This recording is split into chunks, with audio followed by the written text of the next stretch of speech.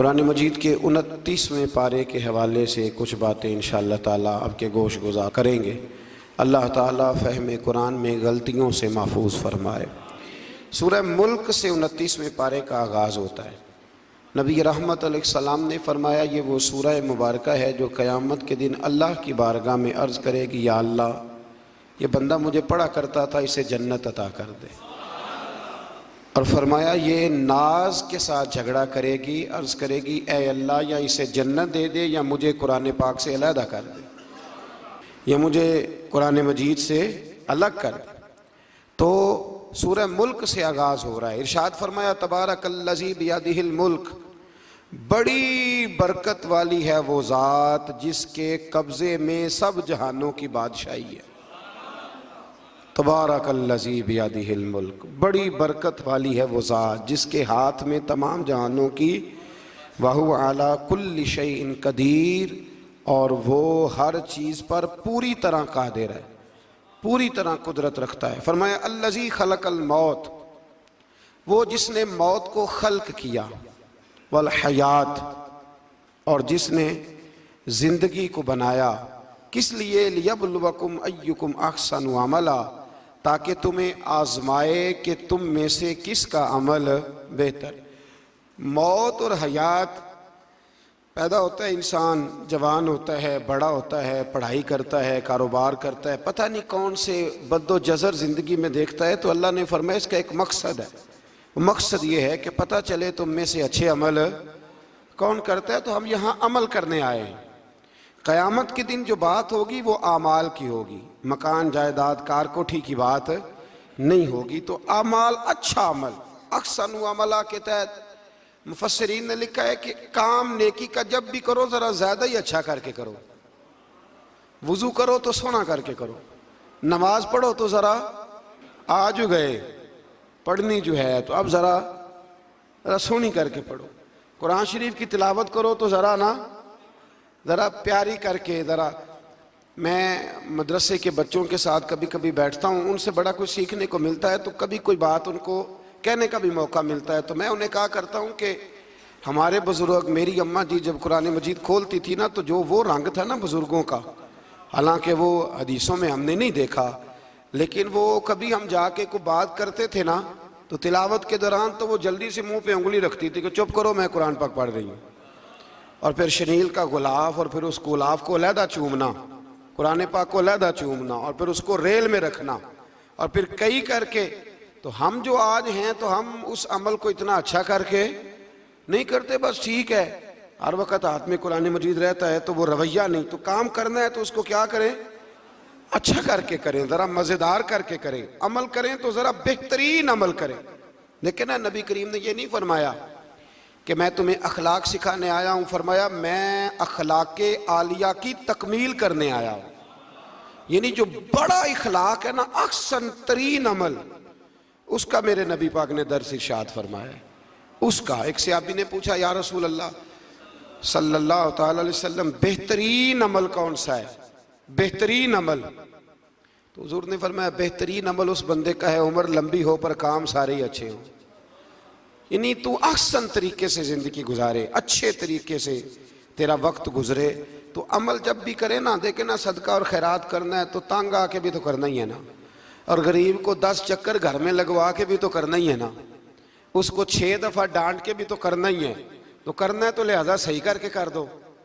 मतलब वो घर में खातूने खाना ने कपड़ों के लिए पैसे मांग लिए, तो 1.5 घंटे के लेक्चर के बाद भी तो देने ही है ना। क्या ख्याल है आपका? तो अगर वक़्त पे दे दिए जाएं तो चलो मामला ज़रा, या तो ना दें, बात ख़त्म हो गई। तो अगर आपने 1.5 घंटे के शदीद एहतजाज के बाद भी देने ही हैं, तो फिर यह है कि अमल को अच्छा करके कर लें, ज़रा उसमें खूबसूरती रहती है। अल्लाह ताला समझने की तौफीक अता फरमाए। बड़े खूबसूरत मज़ामीन हैं इस सूरह मुबारक में। आयत नंबर 19 में अल्लाह ने फरमाया कि क्या उन्होंने अपने ऊपर कभी पर फैलाए और कभी पर समेटे हुए परिंदों को नहीं देखा? क्या तुमने कभी देखा नहीं, कुछ परिंदे ऊपर उड़ते हैं तो पर फैलाए होते हैं और कुछ ने पर समेटे होते हैं। तो फरमाया उनको फिजा में रहमान के अलावा कोई रोक नहीं सकता। सिर्फ एक रब रहमान है जिसने उन्हें फिजा में, यार जहाज आपने देखा है, उसे कौन रोकता है? आप यकीन करें, कभी उस पर बैठा बंदा गौर करने लग जाए ना मैं कहाँ हूँ, तो हो सकता है परेशान हो जाए। कौन रोक के रखता है उसे? तो फरमाया ये रब की कुदरत है, जहाँ चाहे जिसको चाहे वहीं खड़ा फरमा दे। ये अल्लाह तबारक व तआला की कुदरत है। आयत नंबर 20 में अल्लाह की मदद करने और रिज्क अता करने का बयान है कि अल्लाह मदद भी करता है तुम्हारी और तुम्हें रिज्क भी अता करता है। आयत नंबर 23 में फरमाया कि अल्लाह वो है जिसने तुम्हें पैदा किया, तुम्हें सुनने, देखने और समझने की सलाहियतें अता की, मगर बंदे बड़े कम हैं, बड़े कम बंदे हैं जो अल्लाह की नेमतों का शुक्र अदा करते हैं। ये सोचने समझने की सलाहियत आपके ख्याल में छोटी नेमत है? बहुत बड़ी नेमत है। आप यकीन करें, बाद लोगों के पास सारा कुछ होता है लेकिन शऊर की दौलत नहीं होती, तो ये बहुत बड़ी नेमत है। इसका भी अल्लाह की बारगाह में शुक्र अदा किया करें। जब अल्लाह को अकल शऊर दे दे तो दूसरों को बेवकूफ़ समझने की बजाय ना उस नेमत पर अल्लाह का शुक्र अदा। आगे सूरह कलम है।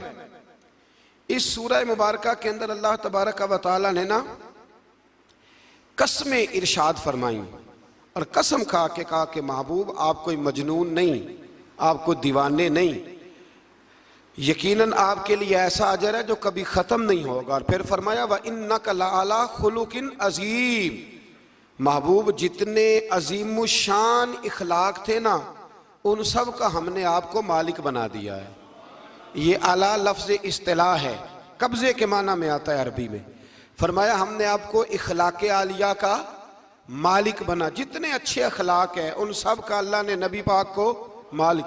और सब मुफस्सिरीन ने बड़ा कुछ लिखा, पर बरेली के इमाम ने एक जुमला लिखा तो बड़ा ही शानदार लिखा। आला हज़रत फरमाने लगे कि अखलाक ये नहीं कि जो काम अच्छा था वो नबी करीम ने किया है, बल्कि फरमाते हैं जिस जिसको हुजूर ने कर दिया वो अच्छा हो गया, जिस जिसको हुजूर ने कर दिया वो अच्छा। फरमाते रसूल करीम का मुस्कुराना भी अच्छा ही है और कभी दीन की मुखालिफों पर नाराज़ होना भी अच्छा ही है। नबी पाक अलैहिस्सलाम का बदर में तलवार उठाना भी अच्छा है और रसूल करीम सल्लल्लाहु ताला अलैहि वसल्लम का फतह मक्का के दिन माफ़ कर देना भी, ये सारा कुछ ही अच्छा है। बस जिसको हुजूर जब करते गए वो अच्छा होता गया। और हज़रत आयशा सिद्दीक़ा रदी अल्लाह ताला अन्हा से जब किसी ने पूछा था कि बताइए नबी करीम अलैहिस्सलातु सलाम के अखलाक आलिया कैसे थे, तो हज़रत आयशा सिद्दीक़ा कहने लगी तुमने कुरान नहीं पढ़ा? सारे अखलाक जो कुरान में हैं वो सारा मेरे रसूल पाक का अखलाक ही है, वो सारा मेरे नबी करीम अलैहिस्सलाम का अखलाक ही है, वो सारा अखलाक है रसूल पाक सैयद आलम सल्लल्लाहु ताला अलैहि वसल्लम। तो फिर इससे आगे जाके ना आयत नंबर 8 से अल्लाह तबारक व तआला ने रसूल करीम सल्लल्लाहु अलैहि वसल्लम को फरमाया कि कुफ़ार चाहते हैं कि दीन के मामले में आप इनसे बेजा रियायत बरतें, आप उन पर आसानी करें, खुली छुट्टी दे दें और जवाब में वो भी रियायत करेंगे। फरमाया ऐसा नहीं हो सकता, हक पर कोई समझौता नहीं हो सकता। इसके बाद एक दुश्मन रसूल सल्लल्लाहु अलैहि वसल्लम, मुफस्सिरीन ने उसका नाम वलीद बिन मुगीरा लिखा है, उसने नबी पाक अलैहिस्सलाम की गुस्ताखी की थी तो अल्लाह ने उसके 9 ऐब 9 कभी बातें कुरान में बयान की, बड़ी बातें इरशाद फरमाई। फरमाया झूठी कसमें खाता है, नुक्ता चीनियाँ करता है, सख्त मना करने वाला है भलाई से और हद से बढ़ने वाला है। और आखिर में फरमाया उतिल्लिम बाद ज़ालिका ज़नीम, फरमाया ये ना है ही बद असल, इसकी असल में ही मसला है। ये कितनी सख्त बात है, जब नबी करीम के बेअदब की बात होती है तो फिर बातें सख्त ही होती हैं। ये कुरान मजीद ने सख्त बातें फरमाया कि ये इसकी असल में ही मसला है महबूब। उसने एक बात की तो अल्लाह करीम ने 9 उसकी कभी औसाफ बयान फरमाए। इसलिए आला हज़रत ने कहा था दुश्मन अहमद पे शिद्दत कीजिए, दुश्मन अहमद पे शिद्दत कीजिए, मुल्हिदों से क्या मुरव्वत कीजिए, शिरक ठहरे जिसमें ताज़ीम हबीब, उस बुरे मजहब पे लानत कीजिए, उस बुरे मजहब पे लानत कीजिए और जो ना भूला हम गरीबों को रजा, जिक्र उसका अपनी आदत कीजिए। आगे फिर सूरतुल हाक्का, इस सूरह मुबारका के शुरू में क़यामत के हक़ और यकीनी होने को बयान किया गया है। फिर कौम समूद और कौम आद और फ़िरौन पर नाजिल होने वाले आज़ाब का जिक्र है। ये सारे मज़ामीन पहले बयान हो चुके हैं ना जी, माशाअल्लाह तफसील से हम सुन चुके हैं। कौम आद, कौम समूद, इन सब के बारे में इस सूरह मुबारका में अल्लाह ने बयान फरमाया। इसी सूरह की आयत नंबर 19 से बताया कि क़यामत में जिसके नामा या माल उसके दाएं हाथ में दिया जाएगा, ये उसके सुरखरू होने की अलामत होगी। जिसके सीधे हाथ में नामा या माल दिया जाएगा मतलब होगा कि कामयाब हो गया, और वो इफ्तिखार के साथ लोगों से कहेगा, बड़े फ़ख्र के साथ कहेगा कि आओ मेरा नामा या माल पढ़ो। इसके बरअक्स जिसका नामा या माल उसके बाएं हाथ में दिया जाएगा, ये उसकी रुसवाई की अलामत होगी, उसकी रुसवाई की अलामत होगी। और वो कहेगा काश मेरा नामा या माल दिया ही ना जाता और मौत के साथ ही मेरा किस्सा हमेशा के लिए ख़त्म हो चुका होता। जिसका भी नामा या माल सीधे हाथ में, हमारे बुजुर्ग फरमाते हैं कि सीधे हाथ से लेना देना हुजूर की सुन्नत है। कोशिश करें लें भी सीधे हाथ से, दें भी, खाएं भी सीधे हाथ से। फरमाते हैं आदत ही सीधे हाथ की बना लो। जब क़यामत में फरिश्ते नामा या माल देने लगे तो आदत ही सीधे हाथ की हो, आदत ही सीधे हाथ की हो, आदत, और सीधे हाथ से लें, सीधे हाथ से ही दें। क़यामत में जिसका नामा या माल सीधे हाथ में दिया जाएगा, समझिए वो कामयाब हुआ। और जब जिस बच्चे की फर्स्ट पोजीशन आई होती है ना, वो रिज़ल्ट कार्ड सारे मोहल्ले को दिखाता है, और जो फेल हो जाता है वो अब्बा जी को भी नहीं दिखाता। वो कहते हैं कि वो अभी आया नहीं, मिला नहीं। क़यामत के दिन भी जो कामयाब होंगे ना, वो दुनिया को बताएंगे कि अल्लाह ने फजल कर दिया है, और जो नाकाम हो मुँह छुपाते फिरेंगे। अल्लाह हमें पर्दा पोशी अता फरमाए। फिर आगे सूरतुल मारिज है। इस सूरत के शुरू में ही अज़ाब क़यामत का एक बार फिर बयान है कि हशर का एक दिन 50,000 साल के बराबर होगा। आसमान पिघले हुए तांबे की तरह हो जाएगा और पहाड़ धनी हुई रंगीन ऊन की तरह हो जाएंगे। कोई किसी का पुरसाने हाल न होगा। उस वक़्त मुजरिम ये तमन्ना करेंगे कि बीवी भाई रिश्तेदार, बीवी भाई रिश्तेदार और तमाम अहले ज़मीन सबको अपना फिदिया दे के अपनी जान छुड़ा लें, सबको धोंस दे आग में, लेकिन अपनी जान छुड़ा लें। उस दिन इंसान का ये हाल होगा। ये जो कुछ लोग, मैंने पहले भी कहा था कि कुछ लोग ना मजाक उड़ाते हैं क़यामत के अजाब का, कब्र के अजाब का, ये बात दुरुस्त नहीं है। देखें ना कि अल्लाह ताला ने कुरान मजीद की वाज़े आयात में आज़ाब का जिक्र फरमाया है। क्यों फरमाया है? कि लोग उस आज़ाब से डरे, उससे बचने के लिए तैयारी करें, ये बयान फरमाया। अब यहाँ लोग मजाक उड़ाते हैं माज़ अल्लाह ताला, कहते हैं देखो जी फ़लाँ मौलाना कह रहे थे बुच्चू आएंगे तो ये होगा। खुदा के बंदो, मौलाना कौन होते, मौलाना कौन होते हैं ये बात करने वाले? ये तो हदीसों में आई, कुरान मजीद की आयात में आई। आप मजाक नहीं उड़ाएं, बल्कि कोशिश करें कि अल्लाह तबारक व तआला हमें समझने की तौफीक अता फरमाए। फिर आयत नंबर 19 से इंसान के कम हौसला होने, मुसीबत के वक़्त घबरा जाने और नफ़ा पहुँचने की सूरत में बुखल करने का जिक्र है। फरमाया बड़े कम हौसले वाला है, मुसीबत के वक़्त घबरा जाता है, और अगर इसे हम नफ़ा दें ना, तो जब नफ़ा मिले तो चाहिए था ना सखावत करता, तो उस वक़्त क्या करता है? बुखल करता है, कंजूसी करता। अल्लाह फरमा रहा है, नबी पाक अलैहिस्सलाम ने फरमाया ये जो सखी होता है ना, फरमाया ये सखी बंदों के दिल के करीब भी होता है, अल्लाह के करीब भी होता है और जन्नत के करीब भी होता है। और फरमाया ये जो बखील होता है ना, बखील, ये बंदों से भी दूर ही होता है, बंदों से भी दूर है, जन्नत से भी दूर है, और अल्लाह तबारक व तआला के कुर्ब से भी दूर है। और हुजूर फरमाते हैं जब सुबह सूरज तुलू होता है तो फरिश्ता दुआ करता है, अल्लाह सखी को ज़्यादा अता फरमा, और कहता है या अल्लाह जो कंजूसी करे ना उससे रोक ले, उसे ना दे, इसलिए कि जब वो नहीं दे रहा। बड़ी खूबसूरत मिसाल अल्लामा इस्माइल हकी ने लिखी है।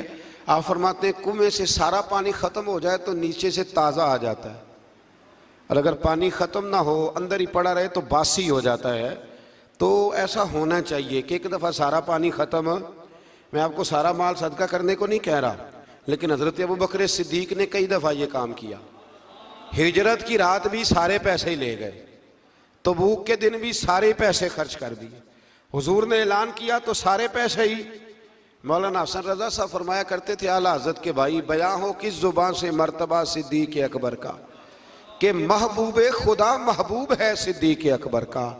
और लुटाया राह हक ने घर कई बार इस मोहब्बत से, कि लुट लुट कर हसन घर बन गया सिद्दीक अकबर का। लुट लुट कर हसन घर बन गया सिद्दीक अकबर का। तो कंजूसी से बचने की कोशिश करें। हाँ, इस्लाम फजूल खर्ची से मना करता है, फजूल खर्ची नहीं करें, लेकिन जहाँ खर्च करना हो वहाँ से कंजूसी भी न करें। फिर इससे आगे सूरह नूह का जिक्र है। इस सूरह के शुरू में ही नूह अलैहिस्सलाम का अपनी कौम की तरफ मबूस होने पर कौम को अल्लाह की इबादत की दावत देने और गुनाह छोड़ने का जिक्र है। फिर हज़रत नूह अलैहिस्सलाम ने जो अपनी कौम के बारे में अल्लाह से फरियाद की कि अल्लाह ये नहीं मानते, फिर अजाब आया, तो उस सारी बात का अल्लाह ने सूरह नूह के अंदर जिक्र फरमाया। फिर आगे सूरतुल जिन्न है, सूरह जिन्न। मैंने आपको पिछले कुछ असबाक में भी बताया था कि जिन्न नबी करीम अलैहिस्सलाम के ग़ुलाम थे, हुजूर का कलमा पढ़ते थे। जिन्नात मुसलमान होते हैं, बिला वजह किसी को तंग नहीं करते। हमारे यहाँ जितना शोर है ना जिन्नात के आने का, इतने आते नहीं, इतना काला जादू होता नहीं जितना कि हम लोगों ने समझ लिया है। कुरान मजीद की आखिरी 2 सूरतें पढ़ें, अल्लाह अपनी रहमत फरमाने वाला है, अल्लाह करम नवाजी करने वाला है। इस सूरत में इस अमर का बयान हुआ है कि जिन्नात जो थे वो आलम बाला में ख़बरों कि सन गन के लिए खबरें तलाश करने के लिए जाया करते थे, मगर अब वो वक्त आ गया है कि आलम बाला में उनका दाखिला बंद कर दिया गया है। एक वक्त था कि जिन्नात खबरें सुनने गिनने के लिए चले जाते थे, अब उनका दाखिला अब वहाँ की खबरें बता सकते। यानी को बाबा जी अगर कह देना कि मुझे जिन ने बताया है कि तेरी इतनी रोज़ी है, इतनी बांध है, तब तू मर जाएगा, तो ये बात इसलिए दुरुस्त नहीं कि अब जिन्नों का वहाँ जाना वैसे ही बंद हो गया। तो अब बाबा जी तो आपको पता है ना, ये भी कह देते हैं इल्ला माशाल्लाह कि वो चीज़ें पैसे मांगती हैं।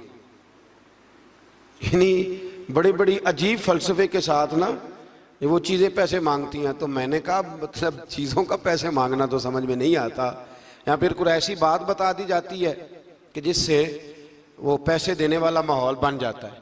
तो फरमाया अब इनका वहाँ जाना बंद है, और जो भी जाता है मुहाफिज उनका रास्ता रोक लेते हैं और आग के गोले उन पर बरसाए जाते हैं अगर आसमानों पर जाने की जिन कोशिश करें। जिन्नात ने मशवरा किया कि पूरे रूए ज़मीन का जायज़ा लेके देखें आखिर ये सारा मंजर क्यों तब्दील हो गया, तो ज़रूर कोई बड़ी तब्दीली आई है। हज़रत इब्ने अब्बास रज़ियल्लाहु तआला अन्हु ने बयान किया कि इनकी एक जमात मक्के की तरफ गई और वहाँ नबी पाक अलैहिस्सलाम अकाज़ के बाज़ार में अपने असहाब को सुबह की नमाज पढ़ा रहे थे। उन्होंने ये कुरान सुना और फिर जिन जाके दूसरों को कहने लगे कि ऐसा कुरान सुन के आए हैं कि जैसा कभी नहीं सुना। तो आओ फिर महबूब करीम की बारगाह में चलते हैं। खुद भी मुसलमान हुए और अपनी कौम को भी इस्लाम की दावत दी। इसकी आयत नंबर 26 में अल्लाह तबारक व तआला ने फरमाया, ये सूरह जिन जो है ना, इसकी आयत नंबर 26 अल्लाह करीम ने इरशाद फरमाया, आलिमुल गैबी फला युज़हिरु अला गैबिही अहदा।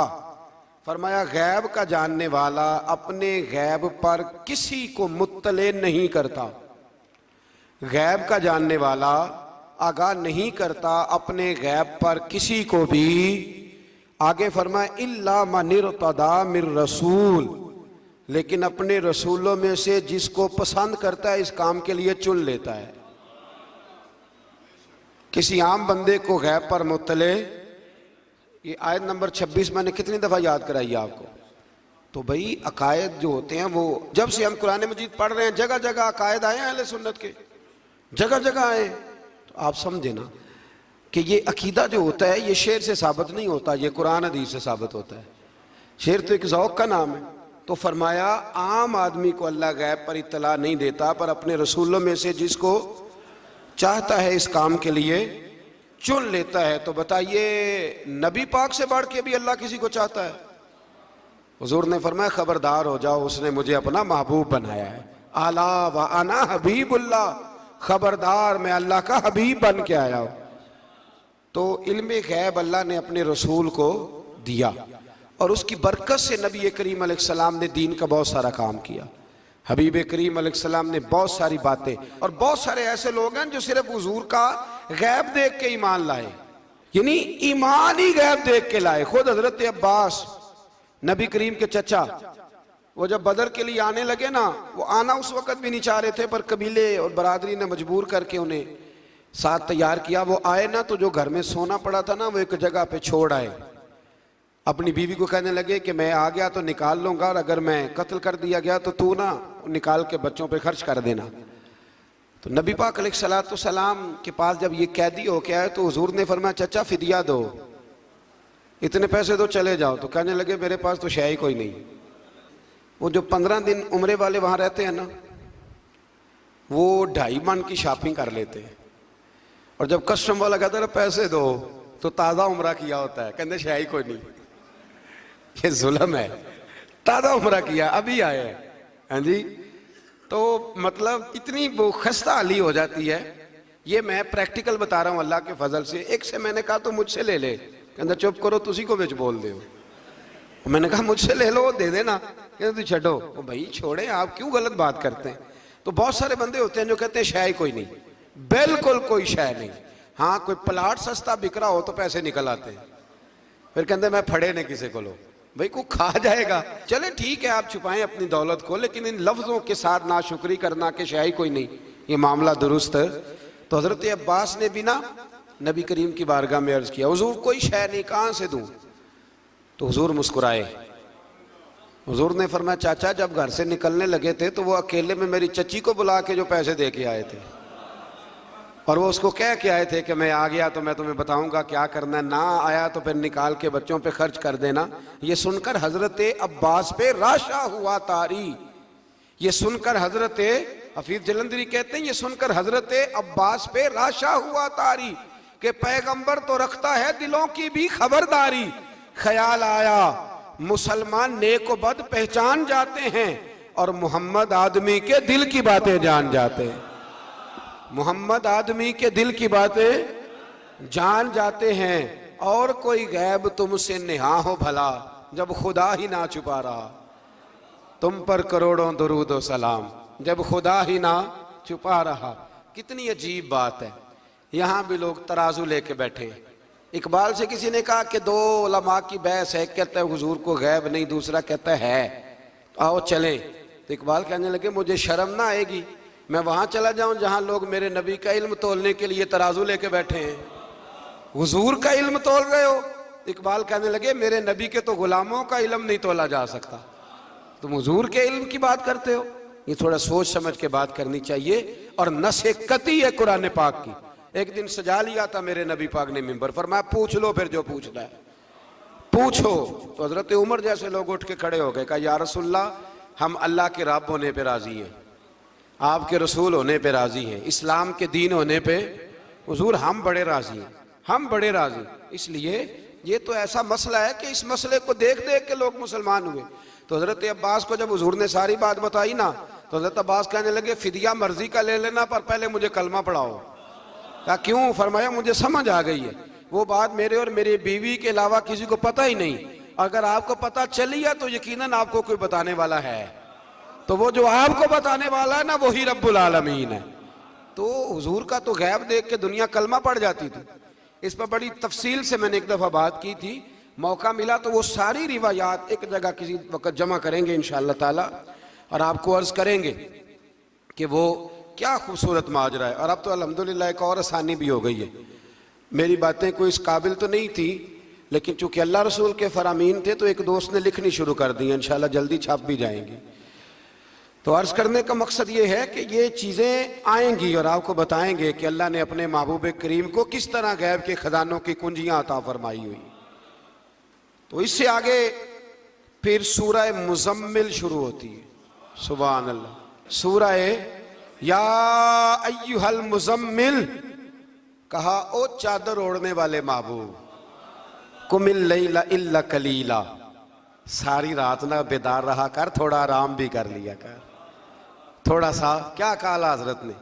खुदा की रजा चाहते हैं दो आलम, खुदा चाहता है रजा। और दरवेश कहते हैं रब आखे सोने महबूबा तेरे 100 नाज उठाना हाँ लोग मेरिया कसमां चाहते ने मैं तेरिया कसमां चाहना। कहा ए मेरे प्यारे हबीब ए चादर ओढ़ने वाले थोड़ा आराम भी किया करें। हुजूर सारी रात नमाज पढ़ते थे ना, अल्लाह ने कहा महबूब थोड़ा आराम भी किया करें। फिर इसमें बड़े खूबसूरत चीज़ें अल्लाह करीम ने बयान फरमाई हैं, क़यामत की हौलनाकियों का भी जिक्र फरमाया है। फिर आखिर में फरमाया कि तुम अपनी भलाई के लिए जो कुछ भी आगे भेजोगे इसको अल्लाह ताला के पास इससे बेहतर और ज़्यादा सवाब वाला पाओगे। यानी इसका माना यह भी हो सकता है कि अपनी सोच से ज़्यादा तुम सवाब पाओगे जो चीज़ आखिरत के लिए तुम भेजोगे। और अल्लाह से मग़फ़िरत तलब करते रहो, बेशक अल्लाह बहुत मग़फ़िरत फरमाने वाला और बेहद रहम करने वाला है। फिर इससे आगे सूरह मुदस्सिर है, मुज़म्मिल के फ़ौरन बाद सूरह मुदस्सिर। इस सूरह मुबारक में बड़ा खूबसूरत अंदाज है, या अय्युहल मुदस्सिर, ए चादर ओढ़ने वाले, कुम फ़अन्ज़िर, उठिए और लोगों को डराइए। उठिए, आप पैगाम दीजिए, उठिए लोगों को डराइए। उठ बांध कमर क्यों डरता है, फिर देख खुदा क्या करता है। आप उठिए। इस सूरत में अल्लाह ताला ने आपको शान महबूबी के साथ खिताब करते हुए फरमाया है, चादर ओढ़ने वाले उठिए और लोगों को अल्लाह के अजाब से डराइए और अपने रब की किबरियाई का ऐलान फरमाइए। बताइए कि आपका रब कितना बड़ा है। आयत नंबर 42 में फरमाया, जहन्नमियों से पूछा जाएगा तुम्हारे जहन्नम में जाने का सबब क्या बना।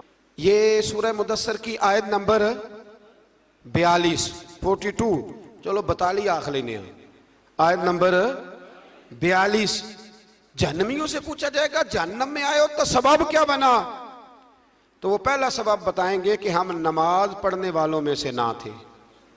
पहला सबब दोज़ख में जाने का नमाज ना पढ़ना है। रमज़ान के बाद भी पढ़ेंगे इंशाल्लाह, और ईद वाले दिन भी पूरी 5 पढ़नी है इंशाल्लाह, पूरी 5। ये नए कपड़े लोगों को बाद में दिखाना, पहले सवेरे पहन के ना रब की बारगाह में जाओ।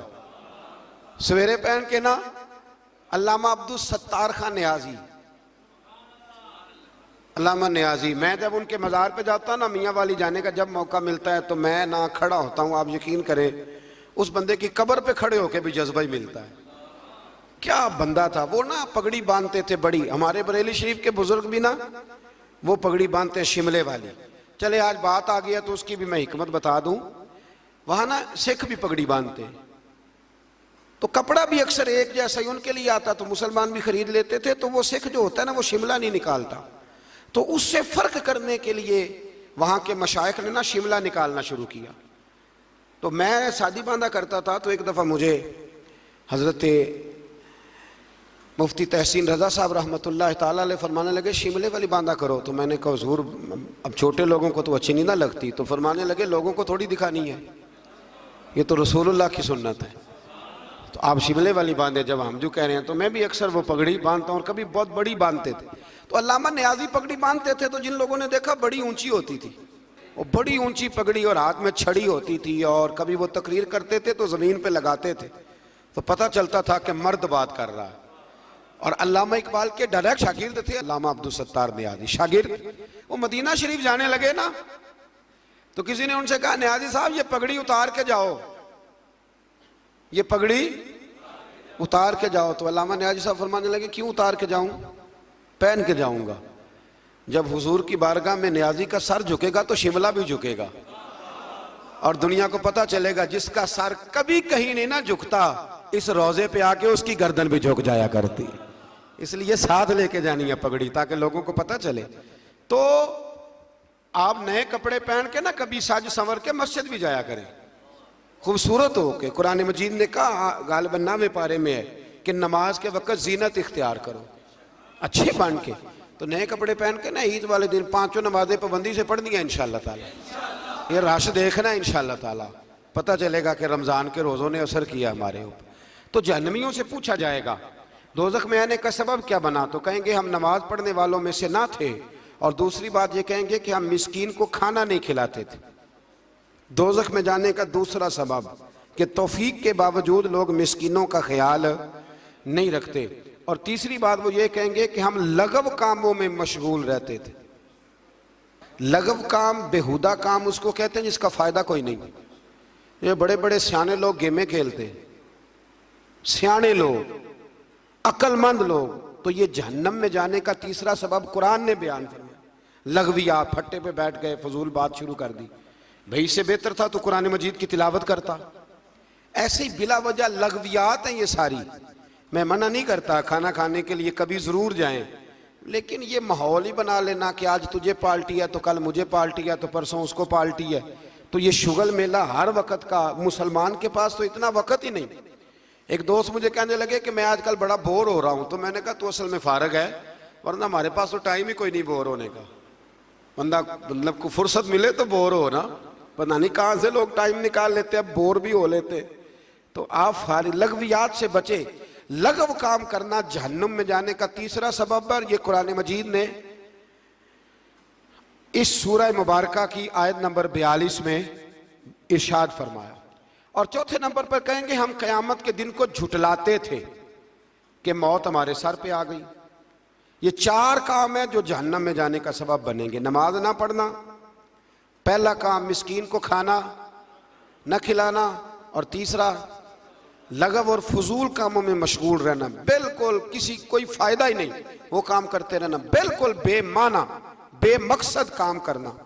और चौथे नंबर पे कहेंगे कि हम क़यामत के दिन को, आज भी कुछ लोग कह देते हैं कि मरेंगे तो देखी जाएगी। मसलन क्या देख लेंगे आप, इतनी बड़ी जुर्रत, इतनी बड़ी।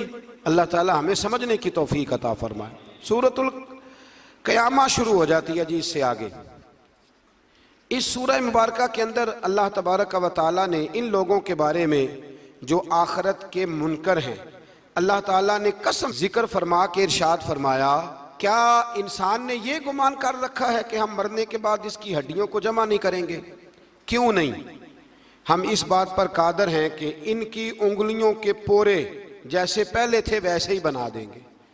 यानी उंगलियां तक तुम्हारी जमा कर ली जाएंगी, उंगलियां तक। क़यामत के दिन तुम्हें किसी की कब्र खुली तो उसको देखा कि हड्डियों का पिंजर बन गया, लेकिन अल्लाह उसे भी क़यामत में जमा फरमाएगा दोबारा से। और वो मिसाल मैं तीसरे चौथे पारे में दे चुका हूँ, जब हज़रत इब्राहीम अलैहिस्सलाम ने जानवरों का, परिंदों का कीमा करके रखा था और कहा पुकारिए, तो वो सारे अपने परों पर दौड़ते हुए हाजिर हो गए थे। आगे सूरह दहर शुरू होती है। सूरह दहर ये 29वां पारा है, और इसमें सूरतें अगरचे छोटी छोटी हैं पर क्या बात है सब सूरतों की। हर सूरह मुबारका बड़ी अपने अंदर इम्तियाजी शान रखती है। सूरह दहर में फरमाया हल अता अलल इंसानीहीनुम मिनद दहरि लम यकुन शैय्यम मज़कूरा। फरमाया बेशक गुजरा है इंसान पर ज़माना एक ऐसा कि जब वो कोई काबिल ज़िक्र चीज़ नहीं था।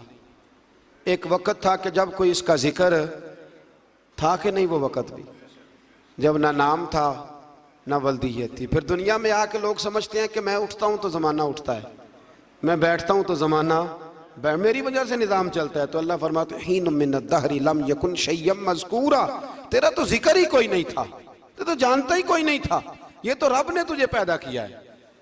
तो अब तू समझता है कि मैं कोई चीज़ हूँ। बड़े बड़े लोगों की कब्रों पे जाओ, कोई पूछने वाला नहीं, कोई नहीं।